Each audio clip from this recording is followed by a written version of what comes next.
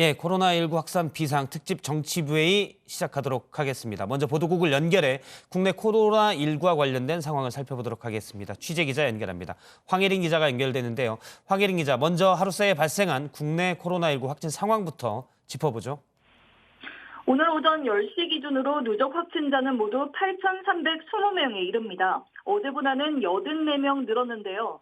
사흘째 새로 늘어난 확진자 수가 100명 아래로 유지되고 있는 상황입니다.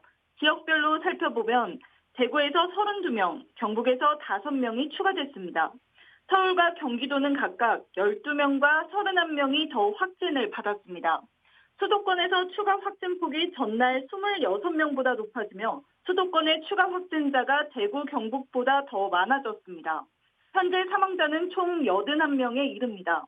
격리가 해제된 인원은 264명으로 늘어서 지금까지 총 1,401명에 이릅니다. 예, 초등학교, 중학교, 고등학교 이 학교 개학 문제가 얘기가 됐었는데요. 이미 2번 연기를 했었는데 또 연기하기로 교육당국이 결정을 했죠. 네, 교육부는 오늘 전국 유치원을 비롯해 초급, 중고의 개학일을 2주 더 미루기로 결정했습니다. 오는 23일에서 다음 달 6일로 개학날이 바뀌며 사상 처음으로 4월에 개학이 이뤄질 예정입니다. 전국 어린이집의 휴원도 다음 달 5일까지로 미뤄졌습니다. 교육부는 질병관리본부를 포함한 전문가들이 안전한 개학을 위해서는 적어도 2에서 3주의 시간이 필요하다는 의견을 제시했다고 설명했습니다. 개입 일정의 경우 고등학교 개학이 더 미뤄질 수 있기에 개학과 동시에 발표할 예정입니다. 예, 코로나19 확진자 증가가 사흘째 두자릿수입니다. 다만 현재까지 확진자의 80% 이상이 몰려있는 대구, 경북보다 이 수도권의 신규 확진자가 이번에 더 많이 나왔죠? 네, 맞습니다. 이번에 수도권에 신규 확진자가 더 많이 나오다 보니까 경제 상황이 더 악화됐는데요. 그러다 보니까 오는 19일에 청와대에서 문재인 대통령이 직접 주재하는 비상경제회의가 처음으로 열릴 예정입니다. 코로나19에 따른 경제적 파장을 줄이기 위해 대통령이 직접 나선 것으로 보입니다. 코로나19 사태에 따른 시장의 반응을 분석하고 대처 방안을 계획하고 집행하는 최고의 의사결정 기구가 될 전망입니다. 문 대통령은 이 회의에 대해 비상경제 시국을 헤쳐나가는 경제 중대본이라며 방역 중대본과 함께 비상국면을 돌파하는 두 축이 될 것이라고 설명했습니다. 지금까지 보도국에서 JTBC 황예린입니다. 예, 그러면 계속해서 스튜디오에서 얘기를 나눠보도록 하겠습니다. 코로나19 확산과 관련한 뉴스들 또 정치권 뉴스도 짚어보도록 하겠습니다. 오늘은 도움말을 주기 위해서 천은미 이대 목동병원 호흡기내과 교수가 나오셨습니다. 안녕하세요. 안녕하세요. 예, 먼저 기자들과 함께 이 확진자 상황부터 짚어보도록 하겠습니다. 코로나19 확진자가 사흘째 두자릿수입니다. 다만 현재까지는 확진자가 대구, 경북에서 많이 나왔었는데요. 오늘만 놓고 보면 수도권에서 나온 확진자가 더 많지요. 네, 오늘 0시를 기준으로요. 이 코로나19 확진자 전날보다 84명이 증가를 했습니다. 아시겠지만 지난 15일에 76명, 그리고 16일 74명으로 떨어진 이후 사흘째 두 자릿수대를 유지를 하고 있는데요. 현재까지 누적 확진자 수는 8,320명입니다. 이렇게 새롭게 확정 판정을 받은 84명 가운데 대구가 32명, 경북이 5명이 늘었고요. 반면 서울과 경기, 인천 등 수도권에서 44명이 확진 판정을 받았습니다. 이 경기도에서는 성남 은혜의강 교회 집단 감염의 영향으로 31명의 확진자가 나왔고 서울은 12명, 그리고 인천은 1명이 늘었습니다. 예, 이 부분 잠깐 교수님한테 여쭤보면 대구, 경북 숫자는 많이 줄었습니다. 신천지 교인들에 대한 집중적인 검사가 끝난 뒤에 줄어든 모습이 확실히 보이는데 서울, 경기, 수도권 등 또 다른 지역도 합해서 40~50명씩이 꾸준히 나오고 있습니다. 이건 어떻게 해석을 해야 됩니까? 네, 이제 대구, 경북은 신천지 교인들 중심으로 검사가 거의 끝났기 때문에 전체적인 확진자 수는 줄어들고 있습니다. 그런데 지역사회 전파가 이미 된 상태이기 때문에 인구 밀집도가 높은 수도권 중심으로 서울, 경기 쪽에서 환자가 나오고 있고 지금 콜센터라든지 아니면 여기 은혜 교회 그런 쪽에 교회에서 밀집도가 높은 콜센터, 교회 이런 부분에서 이제 산발적으로 소수 집단 감염이 되고 있고 이것은 앞으로 다른 지역에서도 분명히 나올 수 있는 현상이라고 생각합니다. 예, 그러면 특히 이제 조심을 계속 수도권도 물론 대구, 경북도 마찬가지지만 네, 해야 맞습니다. 되겠군요. 알겠습니다. 그동안 확진자가 전혀 나오지 않았던 뭐 전남 같은 경우는 16일 동안 추가로 없었는데 오늘 추가로 나왔습니다. 몇몇 지자체들이 이런 곳들이 있죠. 일단 방금 교수님께서도 뭐 지역 감염 좀 유의를 해야 된다. 여전히 아직까지는 좀 염두에 두고 있어야 한다 말씀하셨는데요. 예. 일단 말씀하신 것처럼 전남 같은 경우에는 그동안 확진자가 4명이 있었습니다. 그런데 전남 화순에 거주하는 60대 남성이 자가격리 마지막 날에 확진 판정을 받아서 16일 만에 전남에서 확진자가 발생을 했고요. 그래서 5명으로 늘어났습니다. 전남은 16일 만에 확진자가 발생을 한 거고요. 오늘 0시 25분쯤 확진 판정을 받았기 때문에 방역당국의 공식 집계에는 포함이 되지 않았습니다. 방역당국은 0시를 기준으로 집계를 하고 있기 때문입니다. 예. 자, 그리고 경남에서도 6일 만에 확진자가 나왔는데요. 이 창원에 거주하는 90년생 30대 남성입니다. 그런데 최근 유럽으로 신혼여행을 다녀온 사람이고요. 지난 2월 24일부터 3월 12일까지 이탈리아나 프랑스 등을 다녔고 지난 13일 인천공항을 통해 입국한 다음 김해공항에 도착했고 창원까지는 자신의 차로 이동을 했다고 합니다. 지난 15일 이상 증상이 나타나서 어제 보건소를 찾았고요. 곧바로 확진 판정을 받았다고 합니다.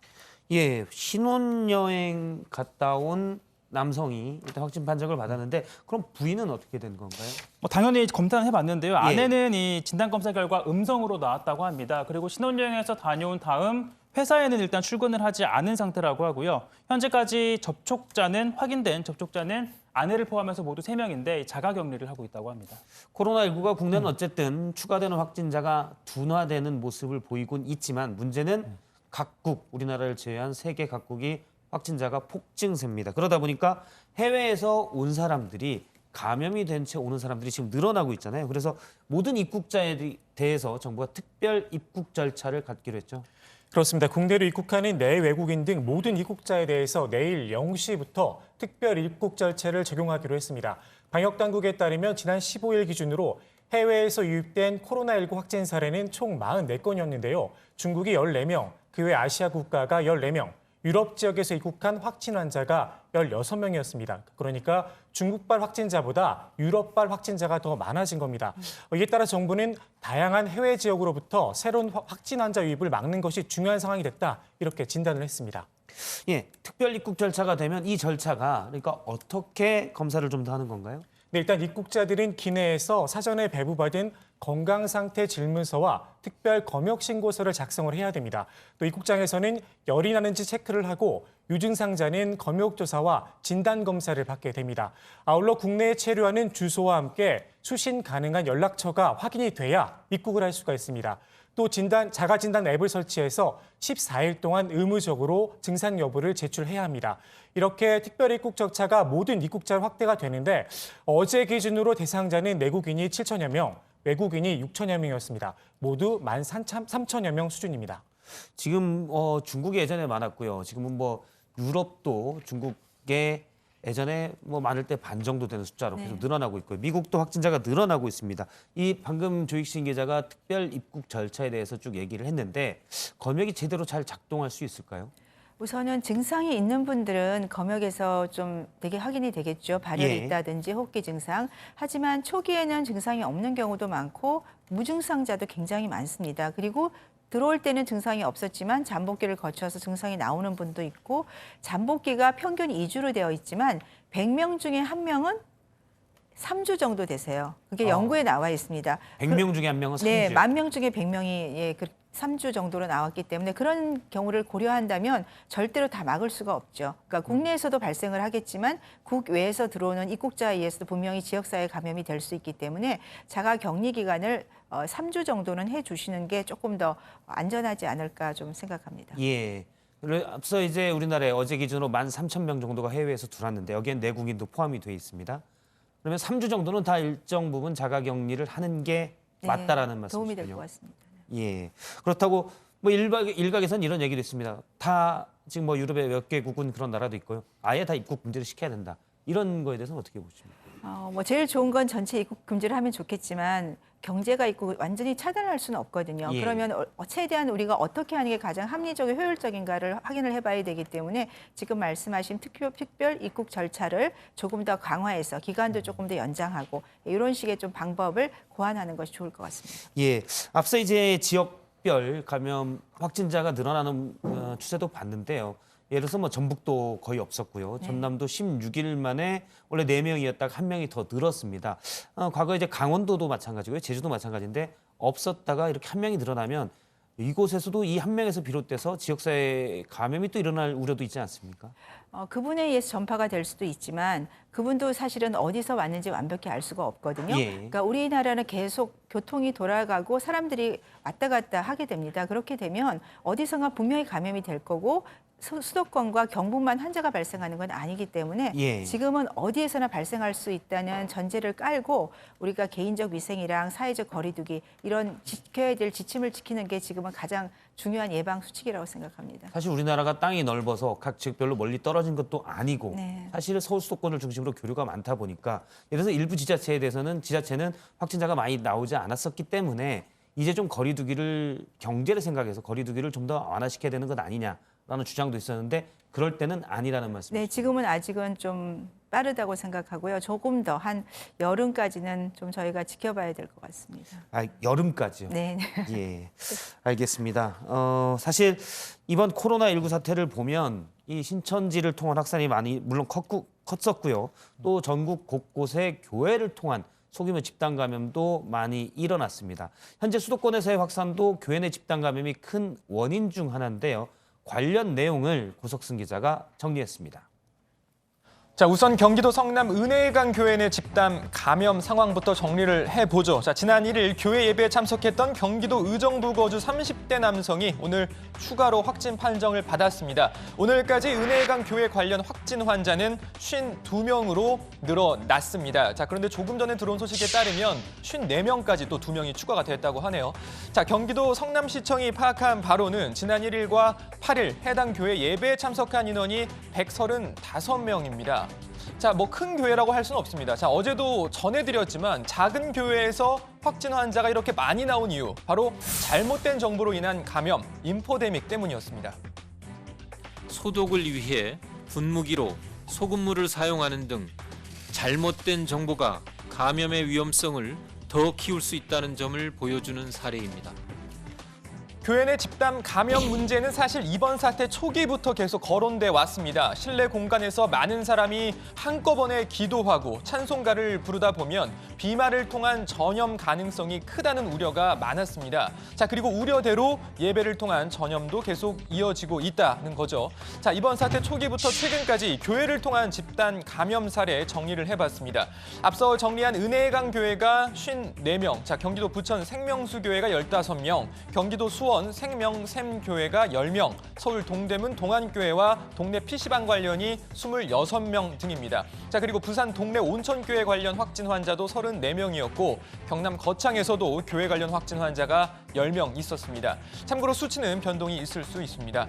자, 정부는 사태 초기부터 지속적으로 교회 측의 방역 협조를 당부하고 있습니다. 최근에도 박양우 문체부 장관이 한국기독교교회협의회와 한국교회총연합을 잇따라 방문해 방역 협조를 요청했습니다. 그 집단 감염의 예방 차원이기 때문에 그런 차원에서 그래도 교계가 오히려 앞장서서 이렇게 한번 본을 보여주시면 저는 국민들도 또 우리 교계의 그것에 대해서 굉장히 감사하고 많이 또 존중해드리지 않을까 그런 생각이 있습니다. 자, 실제로 국내에서 손꼽히는 대형 교회를 포함한 많은 교회가 예배 중단을 선언하고 온라인 예배, 가정 예배 등으로 모임을 대체하기도 했습니다. 한 대형 교회가 교인들에게 최근 매주 보내고 있는 문자 메시지인데요. 내용을 보면 안전을 위해 추후 공지가 있을 때까지 모든 예배를 온라인으로 드린다. 코로나19 사태가 조속히 해결돼 함께 모여 예배할 수 있도록 기도해달라. 이런 내용입니다. 이런 교회도 있는 반면에 여전히 일부 교회는 예배를 진행 중에 있습니다. 예배를 중단했다가 다시 재개하는 교회도 늘고 있다고 합니다. 하지만 종교의 자유라는 측면에서 정부가 직접 나서 예배를 중단시키기 어려운 상황입니다. 자발적인 참여가 중요한 건데 정부도 고심 중입니다.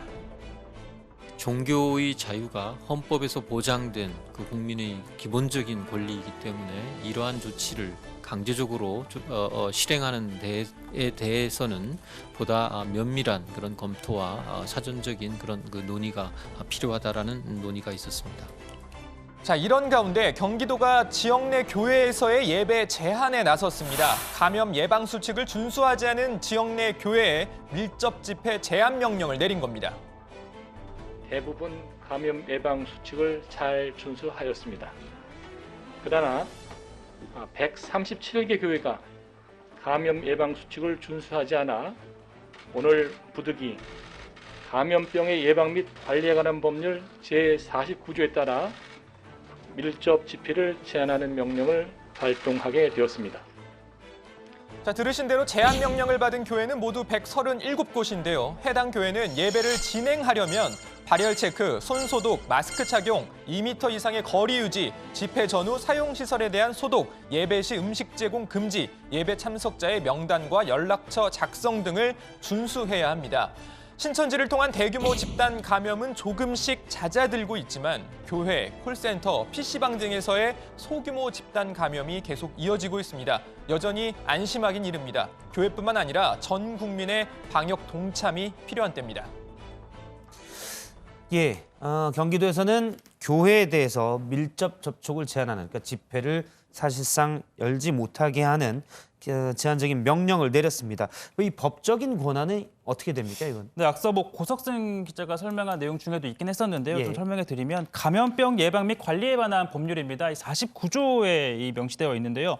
보건복지부 장관이나 시도지사 등은 감염병을 예방하기 위해 어떤 조치를 해야 한다라고 규정을 하고 있는데 그 조치에는 이런 것들이 있습니다. 흥행, 집회, 재래 또는 그 밖에 여러 사람의 집합을 제한하거나 금지하는 것이 포함이 되어 있습니다. 그러니까 예배 자체라고 규정되어 있는 건 아니지만 지금 그 밖에 여러 사람들의 집합이라고 되어 있잖아요. 예. 경기도는 그 규정에 따라서 이 지금 종교 집회를 제한을 하고 있는데 물론 종교계에서는 이 헌법이 보장하는 종교의 자유가 있기 때문에 이 기독교에서 예배는 종교의 자유의 핵심이다라는 측면을 강조하면서 일본 이렇게 예배를 강행을 하고 예배를 하고 있는 겁니다. 예, 만약에 지금 이제 제한 명령을 오늘 내렸는데 만약에 경기도에 있는 교회에서 이를 지키지 않으면 어떻게 됩니까?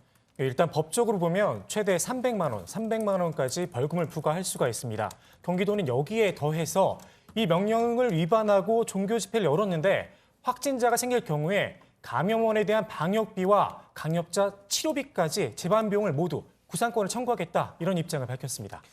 예, 앞서 이제 종교계도 이전에 이재명 지사가 아예 예배를 못하게 긴급 명령을 하는 걸 검토하겠다라고 하자 종교계 반발이 좀 있었잖아요. 이번 조치에도 종교계 반응이 좀 나옵니까? 일단 오늘 경기도 기독교 총연합회가 입장문을 냈는데요. 철저하게 예방 수칙을 준수해서 소수의 예배를 할지라도 모범을 보여주길 요청한다. 작은 교회도 이번 기회에 유튜브 방송을 개설하는 것을 권장한다. 예. 이런 입장문을 냈습니다. 반대 의견도 있긴 한데요. 한 익명을 요구한 지역 교계 관계자들은 집회 예배 참석자 명단을 작성하라는 건 교회를 제2의 신천지로 몰아가려는 일종의 정치적인 행위다라는 반론을 제기하기도 했고, 또 한 목회자는 예배 참석자 명단 작성을 요구하는데 식당에 갈 때도 그런 것을 요구하느냐, 이런 의견을 피력하기도 했습니다.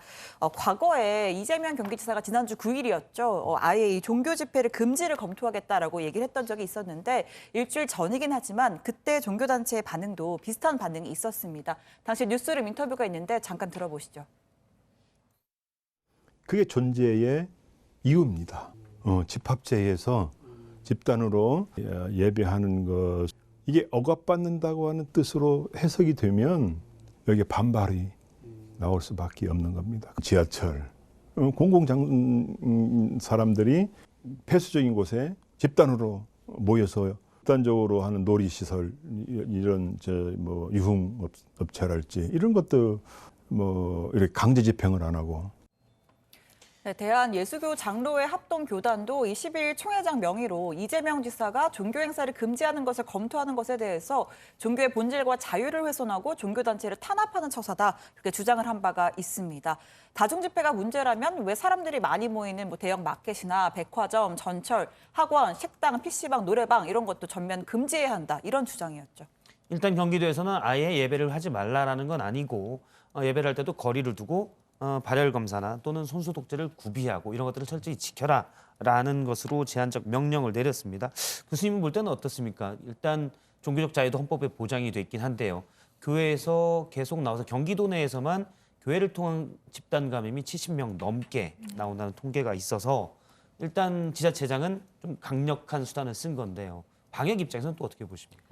우선은 모이지 않는 것이 제일 좋겠죠. 영상 예배가 제일 좋겠고 예. 하지만 이제 언제까지 뭐 계속 영상 예배만 할 수는 없고 또 종교의 자유와 집회의 자유가 있기 때문에 분명히 그 점에 대해서는 우리가 조금 생각을 해봐야 됩니다. 하지만 지금은 이제 지역사회 전파를 막는 것이 가장 중요한 상태이기 때문에 당분간은 영상 예배로 대체하는 것이 좋고요. 예. 만일에 그것이 불가피한 또 소수 교회가 있을 겁니다. 영상을 할 수 없는 시설이 없는 곳인 경우에는 아주 잠깐 짧은 시간을 모이고 마스크를 반드시 착용을 하고 그리고 찬송가를 부르는 것은 조금 자제를 하고 간단히 기도나 그런 걸로 해서 최대한 접촉을 안 하고 우리가 모임을 갖는 그런 정도로 한번 조금 조정을 해보는 것도 방법이지 않을까 생각합니다. 예, 찬송가를 부르는 것 자체가 이제 노래를 부르면서 비말이 많이 나올 수가 있기 그렇죠. 때문에 교회 아무래도 내에서 이제 예, 제일 조금 큰 관건이 되는 것 같고 하지만 또 교회에서 찬송가를 부르는 건 굉장히 또 중요한 하나의 일이긴 하지만 지금같이 조금 어려운 상황에서는 조금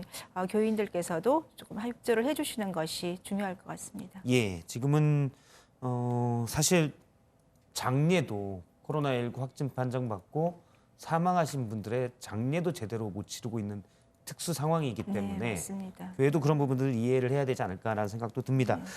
교계의 주장은 그런데 뭐 이런 것도 있습니다. 앞서 신혜원 반장이 얘기를 했지만 예를 들어서 클럽이나 학원도 강제로 금지해야 되는 것 아니냐. 왜 교회만 가지고 그러냐. 이런 부분 나름 일리도 있는 것 같아요. 그렇죠. 이제 클럽 같은 경우는 사실 지금처럼 이렇게 지역사회 전파가 쉽게 되는 코로나 바이러스가 창궐하는 경우에는 조금 안 하는 게 맞습니다. 물론 경제적인 문제는 있겠지만 클럽 같은 경우는 조금 어떤 게 들어가야 될 것 같고요. 학원 같은 경우도 앞으로 이제 분명히 학생들이 갈 텐데 학원도 뭐 우리가 온라인으로 볼 수 있으면 좋겠지만 그것이 불가피할 경우에는 최소한의 학생을 좀 받고 거리를 두고 또 마스크 착용을 꼭 하게 하고 이런 식의 최대한 방역을 하면서 우리가 또 만일 증상이 생기는 경우는 바로 검사가 들어가고 그런 식으로 조금 수칙을 지키면서 시행을 해야 될 것 같습니다. 예, 학원이나 클럽 이런 부분도 보건당국에서는 예방적 관리 대상이라고 아예 업종으로 지정을 한 바 있습니다. 그래서 보다 뚜렷한 대책이 필요할 것 같고요. 아마 이제 사람들이 제일 많이 모이는 곳 하나가 학교입니다. 앞서 우리가 잠깐 처음에 황예린 기자를 통해서 얘기를 들었었는데요.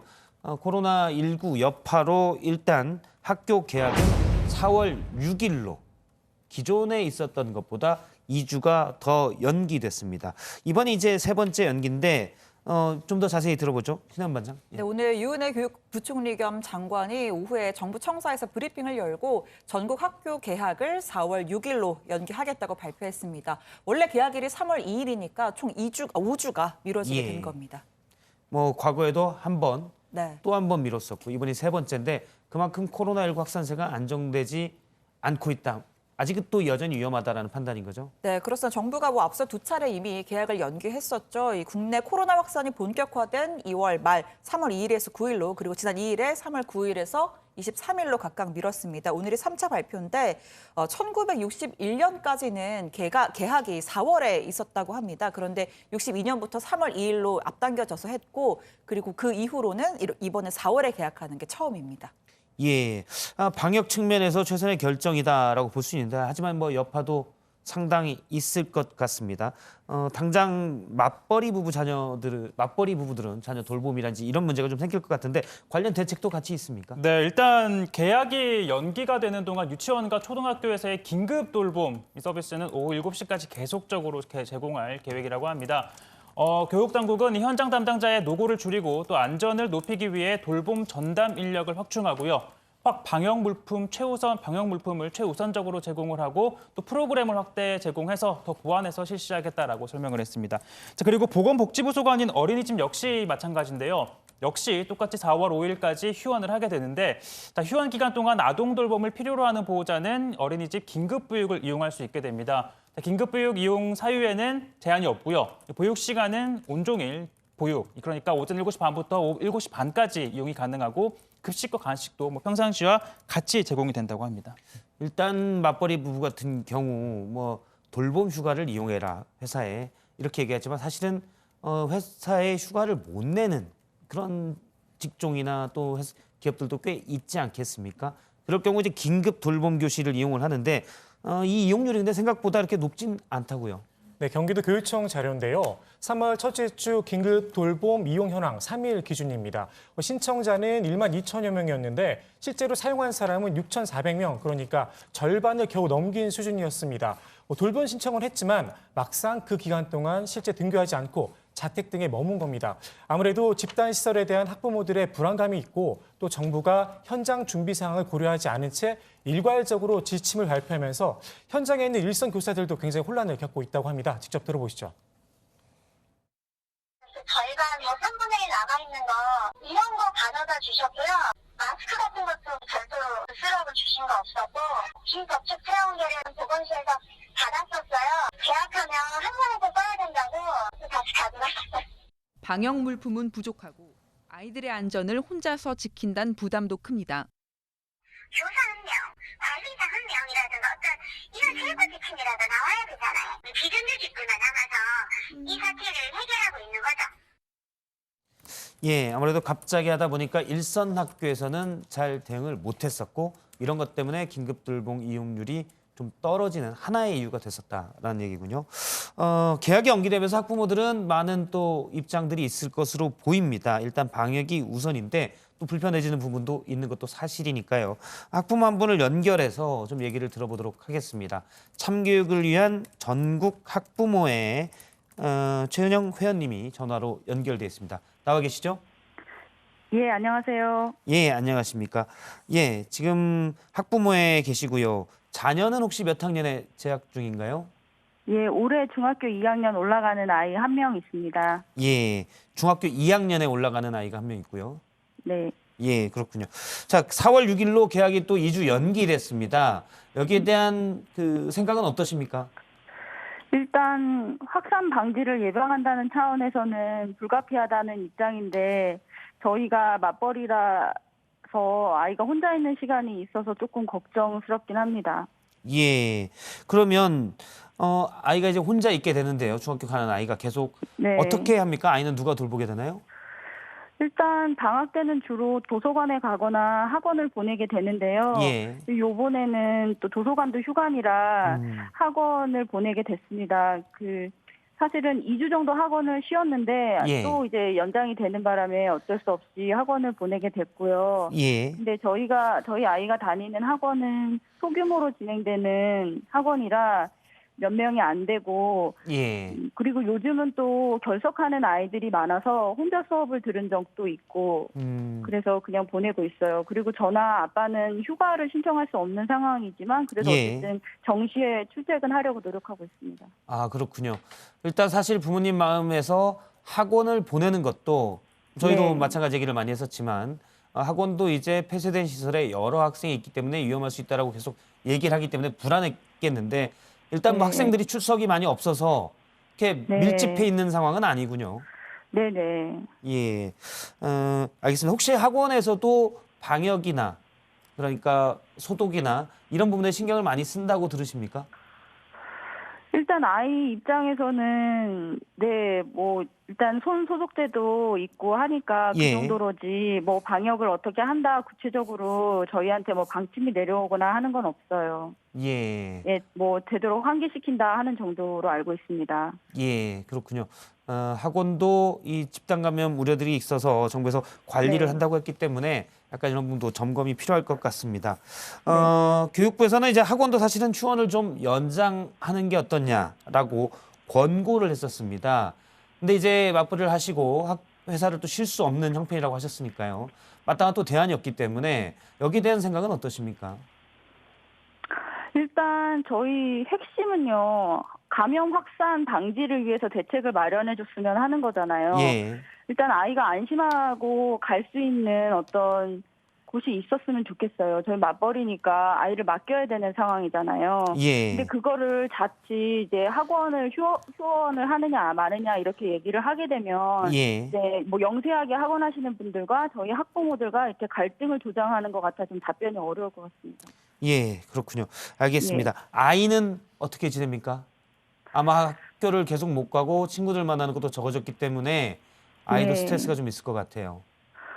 예, 아이는 사실 학교를 가고 싶어 해요. 뭐 친구들이랑 같이 뛰어놀기도 싶고, 그러니까 밖에 나가서 노는 것도 사실 친구들이 없으니까 좀 답답해하는 편이거든요. 예. 그리고 저희 애는 중학교 1학년, 그러니까 자유학년제를 마치고 이제 새롭게 학년을 시작하는 시기라서 굉장히 좀 혼란스러워해요. 아이들도. 뭐 아이들도요. 예를 들면 이제 뭐 이 자유학년제하고 이제 2학년 올라가면 조금 수업 내용도 달라지고 또 시험도 생기기 때문에 뭐 중간고사 일정이라든지 방학 일정이라든지 이런 것들이 어떻게 되는가 사실 좀 혼란스러워하는 것 같아요. 학사 일정도요. 하지만 지금 뭐 저희도 여러 번 강조하지만 지금은 방역이 가장 우선인 때여서 네. 사실 이 부분은 아이도 좀 이해를 네. 해야 될 필요성도 있을 것 같습니다. 그런 네. 말씀을 좀 아이에게도 하고 하시나요? 그렇죠. 뭐 예를 들면 아이들은 좀 가끔 PC방도 가고 싶어 하는데요. 예. PC방에서 뭐 감염자 나왔다, 확진자 나왔다 하니까 아이는 이제 그런 실내 공간, 그리고 밀폐된 공간은 전혀 가지 않도록 주의를 주고 있고, 예. 아이도 그런 위험성에 대해서는 조금 생각하는 것 같아요. 그래서 주로 집안에서 할 수 있는 활동들을 하고 있습니다. 일단 뭐 앞서도 저희가 잠깐 얘기했지만 아이들을 맞벌이 부부들이 맡기기 위해서 긴급 네. 돌봄 교실을 정부에서 운영을 하고 있는데 네. 주변에 보면 어떻습니까? 잘 이용을 안 합니까? 그러니까 신청률이 적다는 건 뉴스를 통해서 알게 됐는데 제 주변에서는 이제 어쩔 수 없이 신청하신 분들이 있어요. 예. 근데 이제 뭐 걱정은 계속 있는 거고, 근데 그리고 일단 보내더라도 주로 실내에서 하는 활동들만 하는 거죠. 뭐 책을 읽는다거나, 뭐 문제집을 푼다거나, 그러니까 최소한의 돌봄만 있다 보니까 감염도 좀 우려가 되고, 예. 그리고 사실상 거기서 이제 실내 활동을 하다 보니 아이들이 좀 뛰어놀아야 되는 활동들이 제한이 있다 보니 그런 것들이 좀 걱정이 되는 거죠. 알겠습니다. 4월에 현재는 계약으로 4월 6일 날 계약으로 돼 있는데 코로나19 확산세가 어떻게 되느냐에 따라서 어떻게 네. 될지는 또 그때 가봐야 압니다. 부모님 네. 입장에서 아이들을 학교로 네. 보내기 위해서 가장 필요한 건 뭐라고 생각을 하십니까? 일단 구체적이고 좀 실효성 있는 예방 대책이 있었으면 좋겠어요. 뭐 일단 선생님이든 그 외 학교에서 일하시는 모든 종사자분들께서 이 코로나 감염 방지를 위해서 조금 더 신경을 더 써주시기를 부탁드려요. 뭐 수시로 방역을 한다거나 환기를 자주 한다거나, 그리고 아이들이 위생을 철저히 할 수 있도록 지도도 좀 해주셨으면 좋겠고, 예. 이참에 사실 보건 교육이 강화됐으면 좋겠어요. 뭐 재난 안전 교육이라든지 이런 평소에도 아이들이 좀 잘 습관을 들여서 예. 뭐 이런 시급한 상황이 됐을 때 잘 대처할 수 있도록 하고, 그리고 이것이 얼마나 심각한 일인지에 대해서도 잘 대처할 수 있도록 좀 교육이 필요한 것 같습니다. 알겠습니다. 그리고 저는 사실 중학생 아이를 키우다 보니까 이제 가장 그 활동을 많이 해야 되는 시기잖아요. 예. 그리고 너무 실내에만 있다 보면 면역력이 약화될 수밖에 없는데, 그럼 뭐 면역력을 강화하는 신체 활동 프로그램이라든지 체육 활동이라든지 이런 것들이 좀 요번에 확대됐으면 좋겠다는 바람이 있습니다. 예, 알겠습니다.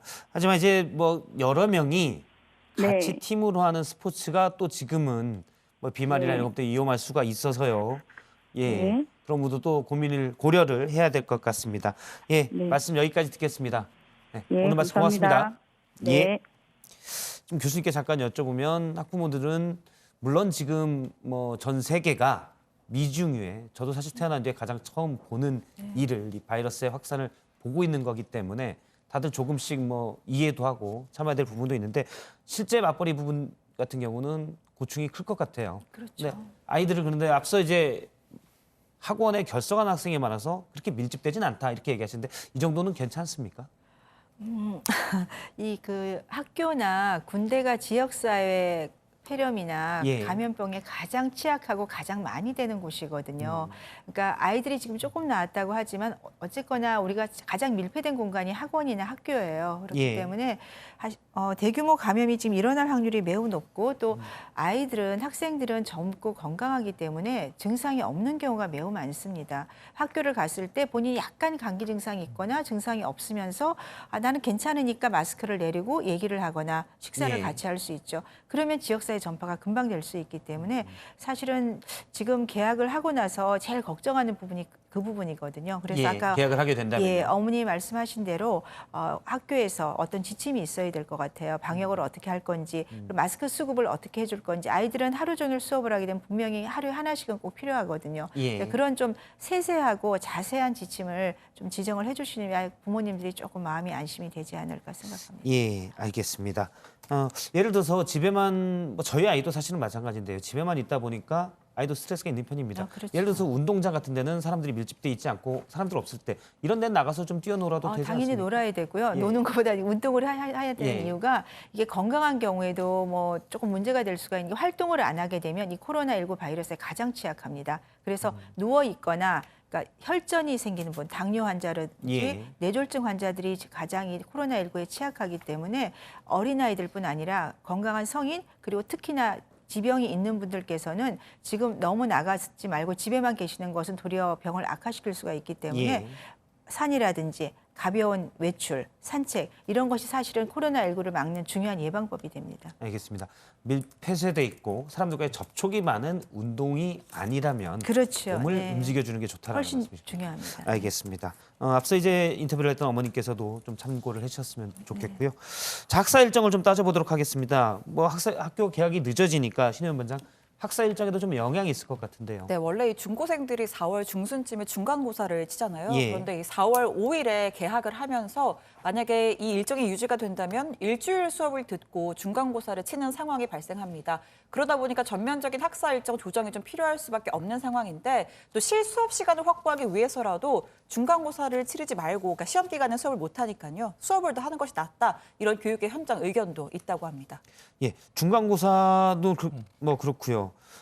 중간고사를 아예 안 보는 건가요? 자, 일단 이 서울시 교육청 같은 경우에는요, 이 중간고사를 수업 중에 하는 뭐 수행평가 같은 과정 중심 평가로 좀 대체를 하라라는 게 하라고 권고를 내놓은 상태입니다. 사실 중간고사를 치르지 않아도 법적으로 중간기말을 나눠서 보라는 것은 없는데요. 그래서 문제는 없는데 좀 유념해야 될 부분은 이 대입을 준비하고 있는 고등학교 3학년 같은 경우입니다.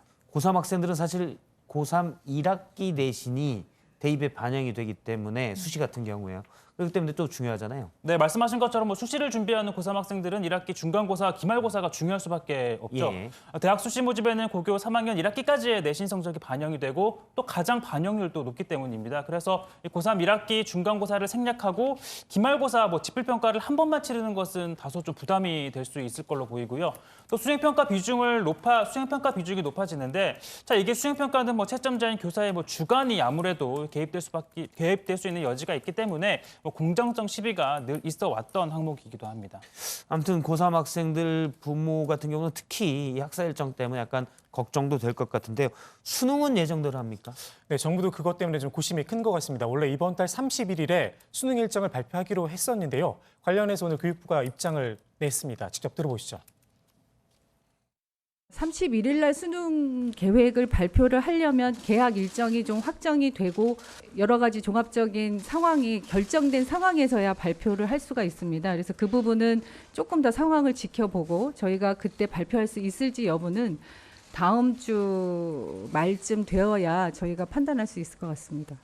네, 그러니까 우선 개학이 돼서 학사 일정이 시작이 돼야 1학기나 2학기 평가나 대입 일정 방안까지 확정할 수 있을 거란 얘기인데요.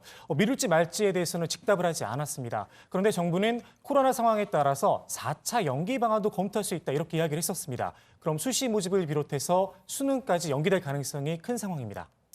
예, 뭐 앞서도 그 인터뷰한 학부모도 얘기를 했지만 개학이 연기되니까 학생들이 또 학원에 가는 경우들이 이렇게 있지 않습니까? 근데 그 비중이 상당히 뭐 문을 연 학원들이 많다고요. 네, 뭐 사실 상당수 학원들이 코로나 사태가 가장 확산이 심했을 때는 휴업을 해왔는데요. 예. 이번 주 들어서 또 상당수가 다시 문을 연 것으로 나타나기도 했습니다.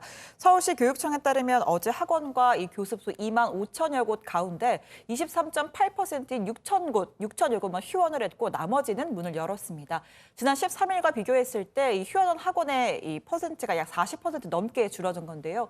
대표적인 학원과 뭐 강남 서초구의 학원 교습소는 83.1%가 문을 열었고 또 노원구 상계동에 있는 학원과 이 북부교육지원청 관내 학원 교습소도 80.5%가 영업을 재개했다고 합니다. 일단 정부는 계속 강력하게 학원이 좀 쉬는 게 낫다라고 얘기하지만 학원 입장에서는 재정적인 문제도 있을 것이고요. 또 학부모들의 요구도 있을 것 같고요. 어떻습니까?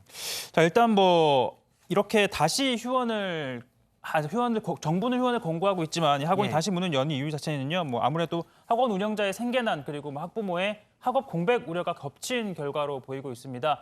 한국학원총연합회는 지난 9일 교육부 간담회에서 15일까지는 적극적으로 휴원에 동참은 하되 이 코로나19가 지역별 또 학원별로 심각도가 다른 점을 고려해 다음 주에는 좀 탄력적으로 휴원을 실시할 수 있도록 해달라고 요청한 바가 있는데요. 예. 자, 이에 대해 오늘 교육부는요. 학원에 대한 지속적인 방역 점검, 동시에 이 소상공인 경영안정자금 신청 요건을 완화하는 등의 이 경영이 어려운 영세학원에 대한 경제적 지원을 위해 노력하겠다라고 말했습니다. 예, 만약에 정부가 학원을 강제로 다 휴원을 하게 한다면 어느 정도의 재정적 지원을 좀 해주고 어떤 그 학생들이 많이 모이는 것을 막기 위해서 그런 부분도 필요하지 않을까라는 생각도 듭니다. 네, 재정적 지원도 분명히 필요하고요. 사실은 이게 이제 신종플루 때는 좀 달라요. 신종플루 때도 저는 사실 아이를 거의 한 달 학교를 안 보냈거든요. 아이가 천식이 있어서 왜냐하면 건강이 훨씬 중요하니까요. 예. 근데 신종플루 때는 이제 그런 상황에서 백신이 나오고 타미프라는 약이 나오면서 다 해결이 됐어요. 근데 지금 상황은 뭐 약도 없고 백신도 없기 때문에 이 상황이 언제까지 갈지를 모릅니다. 그리고 아이들은 대부분 좀 잘 안 걸린다고 했지만 안 걸리는 게 아니고 접촉이 적어서 덜 걸리는 거였고 예. 좀 젊고 건강하기 때문에 혈액순환이 좋아서 병이 약하게 나타나는 거지만 분명히 폐렴이 오는 경우도 많아요. 바이러스는 갖고 있을 수가 있고 예. 다른 누군가에 또 전염되고 전파시킬 수 있는 본인도 거군요. 앓게 되기 때문에 예. 이런 경우는 사실은 온라인 강의를 하시게 되면 소수 집단에서는 훨씬 효과가 좋고요.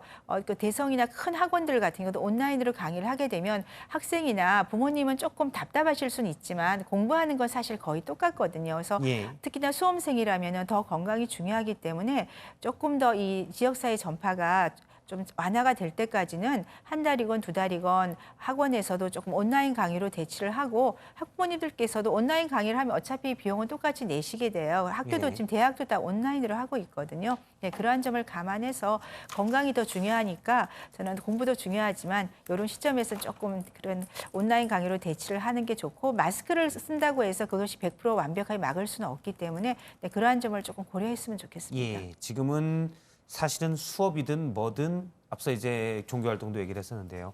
방역이 일단 가장 우선순위로 네. 둬야 된다라고 볼 수 있군요. 사실 지금 확진자 증가세가 매일 증가세가 예전에 비해서는 많이 떨어져서 지금 사흘째 두 자릿수가 됐기 때문에 아마 스포츠 헬스클럽이나 이런 데도 마찬가지고 스포츠 시설엔 학원들이 다시 문을 여는 곳들이 있는데 네. 교수님 말씀은 아직 안심할 상황은 절대 아니다. 그렇죠. 어디서 나타날지 모르기 때문에 최대한 주의를 하는 것이 필요합니다. 알겠습니다.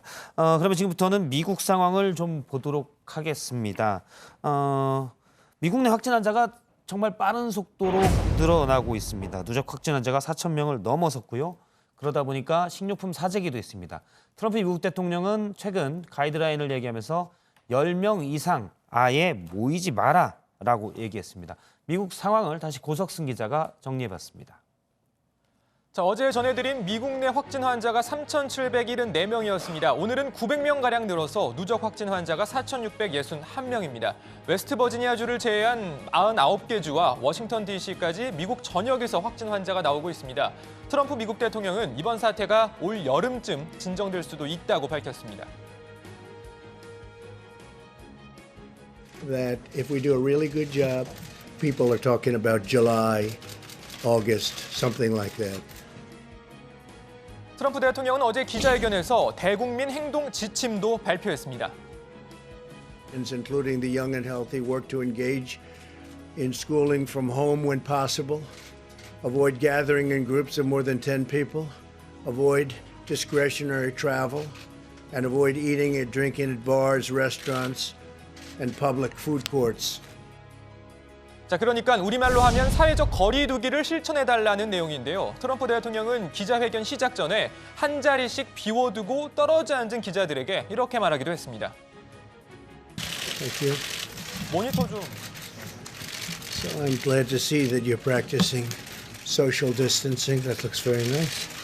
That's very good. 자, 기자회견에 참석한 기자들을 잠깐 보니까요. 장갑을 낀 채 참석한 기자도 눈에 띄었습니다. 자, 아무튼 미국은 연일 한국의 사례를 배워야 한다고 강조하고 있습니다. 핵심은 공격적인 진단검사 그리고 자발적인 사회적 거리두기 운동 등입니다. 제롬 애덤스 미국 공중보건서비스단장은 방송 인터뷰에서 한국의 방향으로 갈지 아니면 이탈리아의 방향으로 갈지 갈림길에 서 있다고 밝혔습니다. We are at a critical inflection point in this country that we want to follow the trajectory of a South Korea where they had aggressive mitigation measures and everyone really leaned into this issue? Or do we want to follow the trajectory of Italy where we're seeing a rapid increase in cases and more deaths? And we want people to think about social isolation, social distancing so that we can make sure that coronavirus isn't being spread in our communities. 트럼프 대통령도 어제 기자회견에서 한국도 초기에 문제가 있긴 했지만 현재 잘 대처하고 있다고 말했습니다.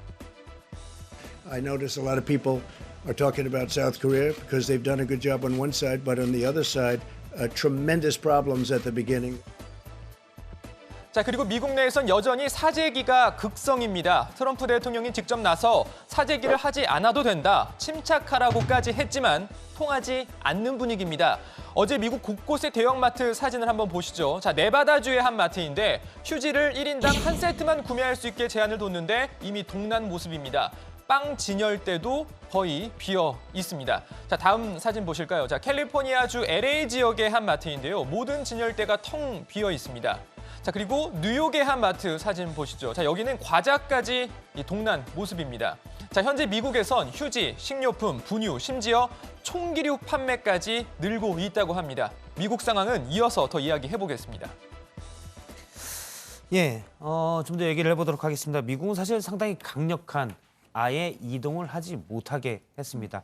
프랑스도 마찬가지고 미국도 마찬가지고 어떻게 보면 우리보다도 더 센 방역 대책으로 볼 수 있지 않겠습니까? 네, 그렇죠. 이동을 제한하기 때문에 감염은 확실하게 차단하는 방법이 될 수가 있습니다. 그렇지만 경제 활동이나 그런 문제가 좀 심각해질 수 있겠습니다. 예. 일단은 보다 더 방역에 대해서 우선순위를 뒀다 이렇게 볼 수가 있겠고요. 이 부분 한번 짚어보도록 하죠. 미국에서 코로나19 백신을 사람에 투입하는 그런 임상 실험이 시작이 됐다고요? 네, 미국 국립보건원 산하에 있는 국립알레르기 전염병 연구소에서 현지 씨가 어제 발표를 했습니다. 코로나19 백신 후보 약품에 첫 시험 참가자에게 투여했다고 하는데요. 약 6주간에 걸쳐서 이 시험을 진행하는데 연구소가 현재 45명의 참가자들을 모집해 있고 한 달 간격으로 이 주사를 2차례씩 투여한다고 합니다. 임상 1상이 진행되는 것이다 이렇게 설명했습니다. 이제 사람의 백신을 투입해서 그 반응들을 보면 일단 뭐 임상 실험할 때는 부작용이 혹시 있나 없나, 이 백신이 정말 효과가 있나 없나 이걸 보게 되죠. 네. 대개 얼마나 걸립니까? 우선 이제 동물 실험은 끝냈고 임상 이제 사람에게 적용을 하는 건데 임상 1상은 이제 건강한 사람을 대상으로 한 20명에서 80명 정도를 검사를 합니다. 그래서 어떤 요요 용량이라든지 약의 그런 부작용을 좀 보고요. 그다음에 이상이 되면 한 200에서 400명 정도 조금 많은 환자 수를 이 병에 적응증을 가진 사람을 주로 대상으로 해서 검사를 하게 되고요.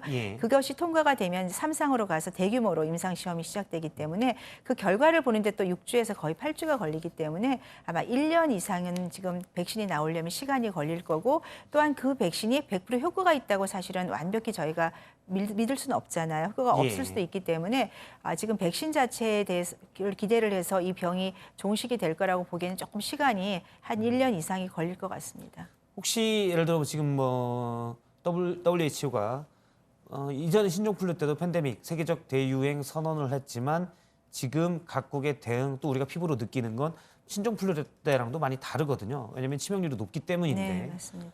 그러면 예를 들어 임상 3상의 시험 기간을 좀 더 줄인다거나 그래서 백신을 더 빨리 나오게 할 수 있다. 그럴 수 있는 방법은 없습니까? 이제 임상 시험 대상자가 대규모로 들어가야 되고 그 효과를 보는 시간이 또 백신은 항체가 형성이 돼야 되기 때문에 일정 시간이 필요하기 때문에 그거를 급속하게 당길 수 있는 방법은 거의 없습니다. 그렇군요. 그러면 백신이 나올 때까지 또 치료제도 마찬가지로 시간이 걸리겠군요. 치료제는 이제 새로운 신약을 개발하는 건 불가능하고요. 예. 기존의 약제를 가지고 이 병에도 효과가 있는지를 보는 거기 때문에 지금 임상 시험이 되고 있는 칼레트라라든지 클로로킨, 그다음에 렘데시비르 같은 약제가 지금 우리나라에도 임상 시험을 하고 있기 때문에 아마 조만간 빠르면 5월, 6월 그 정도에는 우리가 임상 시험 결과를 볼 수 있기 때문에 지금으로선 가장 효과적인 방법이 치료약제의 개발이라고 생각합니다. 백신보다 치료약제가 먼저 훨씬 빨리 나올 수가 있군요. 예, 효과가 있다면은 우리가 이제 중증으로 가는 것만 막아주게 되면 병에 걸리더라도 뭐 크게 걱정할 게 없기 때문에 가장 중요한 게 이 지금 시험을 하고 있는 임상 시험 약제가 얼마나 효과적인지가 관건이 될 것 같습니다. 예, 그렇군요. 그러면 지금 말씀하신 대로 빠르면 봄 5월, 6월에 임상 결과가 나오면 최종 임상 결과가 그때까지 나올 수가 있는 건가요? 그러니까 그렇죠. 3상까지? 중국에 그러니까 임상 시험하는 건 지금 우리 환자들에게 투여를 하고 있기 때문에 예. 그 효과를 보는 거거든요. 그러니까 그 환자 수를 지금 모으고 있고 국내는 중국은 이미 2월부터 시작을 했습니다. 그렇기 예. 때문에 아마 6월 정도가 되면 우리나라에도 아마 결과가 나올 것 같고 중국은 조금 더 빨리 결과가 나올 수도 있을 것 같습니다. 그러면 전 세계에 지금 10만 명이 훨씬 넘게 이 확진자들이 있는데요. 그 정도 공급을 빨리 이 치료제가 나오면 공급을 또 생산을 해서 빨리빨리 할 수가 있는 건가요? 그렇죠. 회사에서 이제 이 효과가 있다고 생각하면 뭐 많이 만들 수가 있기 때문에 약제는 예. 충분히 공급이 되고 칼레트라 같은 경우 국내에도 충분히 비축이 되어 있다고 합니다. 충분히 비축이 됐던 건 뭐 몇만 명, 몇십만 명이 이용할 수 있을 정도로 비축이 뭐 됐다는 몇십만 명, 네, 그 정도 예. 될 것 같습니다. 40만 명 정도라고 알고 예, 있습니다. 알겠습니다. 만약 그것만 효과가 검증이 되고 약품으로서 승인만 나온다면 일단 다 치료는 되고 그러면 이런 치명률에 대한 공포는 많이 사라질 수가 있겠군요. 그렇죠. 그게 제일 중요하다고 생각합니다. 지금 사실은 바이러스를 격리로 완전히 종식시킨다는 거는 현재로선 전 세계의 감염 속도를 보면 거의 불가능하지 않을까라는 생각도 있고요. 백신이 나오기 전에는 이게 종식이 되기는 어렵거든요. 예. 그렇기 때문에 그거는 조금 한 시간이 많이 걸릴 것 같고 우선 지금 굉장히 이탈리아나 그런 유럽에서 치사율이 높기 때문에 그거를 완화시키기 위해서는 치료약제 개발이 시급하다고 생각합니다. 알겠습니다. 지금 뭐 이런 소식도 있습니다. 독일의 한 바이오 기업, 백신으로 유명한 기업인데 이 기업의 백신을 두고 미국과 독일이 갈등을 벌였다 이런 소식도 있었는데요. 네, 큐어백이라는 독일 회사인데요. 백신 분야에 있어서 매우 유망한 회사라고 합니다. 예. 그런데 독일의 한 주간지에서 트럼프 미국 대통령이 자금 지원을 대가로 이 회사가 개발 중인 백신의 독점 사용권을 요구했다는 보도가 나왔습니다. 독일에서는 발칵 뒤집혔는데요. 독일 정부는 미국이 회사를 인수하려고 하면 아예 법을 통해서 막을 것이다 이렇게 시사를 했습니다. 뭐 지금 앞서 이제 백신 개발에 시간이 좀 걸리겠다고 했는데 일단 이 코로나19를 막기 위해서는 완전한 건 이제 백신이 해서 많은 사람들이 백신 접종을 맞는 건데 미국만 먼저 달라 이건 사실 납득하기가 좀 어려운데요. 네, 그렇습니다. 일단 해당 기업의 CEO가 지난 2일 백악관에서 열린 코로나19 대책회의에 참석한 것은 맞은 것으로 확인이 됐습니다. 그런데 해당 기업은 그런 제안을 받은 적이 없다 이렇게 공식 부인을 했습니다. 앙겔라 메르켈 독일 총리 역시 취재진을 만나서 그 주제는 이제 해결이 됐다 이렇게 말을 했는데요. 이 말로 유추를 좀 해보자면 문제가 있었는데 해결됐다 이렇게 좀 해석이 됩니다. 이제 제가 듣기도 뭐 30개 넘는 업체가 바이오 기업들이 또 많이 있고요. 백신 개발에 나섰고 또 치료제도 이미 있는 치료제를 활용하는 방안도 있고 여러 업체가 이제 치료제 개발을 나서는데 이 부분도 또 궁금합니다. 만약에 한 업체가 독점권을 가지게 된다면 어떻게 되는 건가요?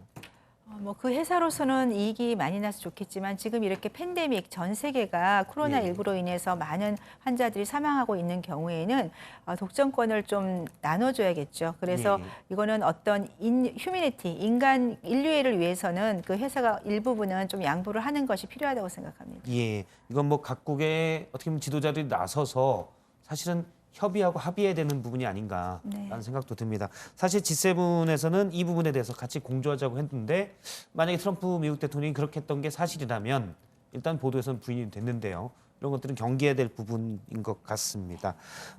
우리나라 소식도 좀 보죠. 우리나라의 코로나19 진단키트 사실 검사 정확도도 높고 속도도 빠르다 해서 있었는데 외국으로 수출을 한다고요? 네, 수출이 이미 됐다고 합니다. 아랍에미리트인데요. 청와대에 따르면요. 코로나19 진단키트 5만 1,000개를 긴급 수출했다고 합니다. 코로나19 사태 이후 첫 수출 사례인데요. 지금 보시는 저게 바로 인천공항 인근 이 물류센터에 있던 사진, 그 코로나 진단키트 사진이고요. 예. 강민석 청와대 대변인에 따르면 앞서 문재인 대통령과 무하마드 UAE 왕세제가 지난 5일 정상 통화를 했고 지난 7일 이 UAE가 진단키트를 구매하겠다라고 요청을 했다고 합니다. 그래서 외교부가 물품 생산업체를 찾아가서 지난 주말 긴급 수출을 한 거고요. 말씀드렸듯이 지금 보시는 사진은 지난 12일에 찍은 건데 UAE에 수출을 하기 위해 인천공항 물류창고에 보관된 진단키트입니다. 현재 추가 물량을 공급하기 위한 협의가 진행 중이라고 하고요. 청와대에 따르면 현재 코로나19 진단키트 지원을 요청해온 국가는 동남아와 중동, 유럽 등 총 17개 국가인데 조금 전 청와대 고위 관계자가 밝힌 바에 따르면 이 17개 나라 같은 경우에는 이미 진단키트는 수출을 요청을 해온 상태고 검사 키트 같은 경우에는 이미 수출이 됐다고 합니다. 아, 그렇군요. 우리나라의 진단 속도가 빠르고 이런 부분들이 이제 유럽이나 미국에서도 모델로 삼아야 된다는 얘기가 있어서 키트 수출도 이런 식으로 이루어지는 것 같습니다. 물론 우리나라에서도 계속 지금 사망자가 나오고 있기 때문에 일단 우리나라의 중증 환자를 치료하고 또 계속되는 소규모 집단 감염을 막는 게 우선인데 어쨌든 지금까지 나온 평가로는 우리나라 보건당국이 나름 성과가 있었다. 그래서 세계보건기구에서도 우리나라 전문가들과 같이 회의를 열기로 했다고요. 네, 전해드렸듯이 우리나라에 진단키트를 수출해달라고 한 국가도 있을 만큼 좀 방역당국의 조치가 좀 평가를 받고 있다라고 전해지고 있는데요. 세계보건기구가 이제 WHO죠. WHO가 국내 전문가가 주도하는 회의에 참여하고 싶다라는 의사를 밝혔고 이걸 우리 정부가 받아들이기로 했습니다. 오늘 오전 권준욱 중대본 부본부장의 브리핑에 따르면 국내 코로나19 환자의 임상 경과와 의학적 특성 연구가 WHO를 통해 전 세계의 이 코로나19 방역에 도움이 된다는 차원에서 WHO의 제안을 수용했다라고 밝혔고요. 내일 우선 준비회의가 열린다고 하는데요. 이때 국내 전문가 그리고 관계 기관 그리고 WHO 본부에서 전문가 2명이 긴급 내한에서 참관할 계획이라고 합니다. 예, 어쨌든 세계적 대유행 팬데믹이기 때문에 같이 공조를 해야 될 것 같고요. 유럽 상황을 잠깐 보도록 하겠습니다. 유럽의 코로나19 확진자 증가 속도는 상당히 빠릅니다. 그런데 그 이유도 좀 있습니다. 지금 상황을 보면 이탈리아가 28,000명 가깝고요. 그다음에 스페인도 10,000명 가깝게 확진자가 나오고 있습니다. 프랑스도 6,600명이 넘었고요. 독일도 6,000명이 넘었습니다. 사실 유럽에서 이런 접촉에 대해서 둔감했다 이런 얘기도 있고요. 일단 유럽은 EU가 외국인들에게 적어도 한 달간 유럽 여행을 하지 말라 이렇게 얘기를 했죠. 네, 지금 유럽의 상황이 갈수록 심각해지다 보니까 유럽연합이 일시적인 입국 제한 카드를 꺼내든 건데요. 사실 지금은 가라고 해도 가기 힘든 상황이긴 그렇죠. 하지만 말이죠. 자, EU 집행위는 외국인의 유럽 여행 제한 조치를 우선 30일간 시행을 하고요. 필요할 경우에는 연장하겠다라고 밝혔습니다.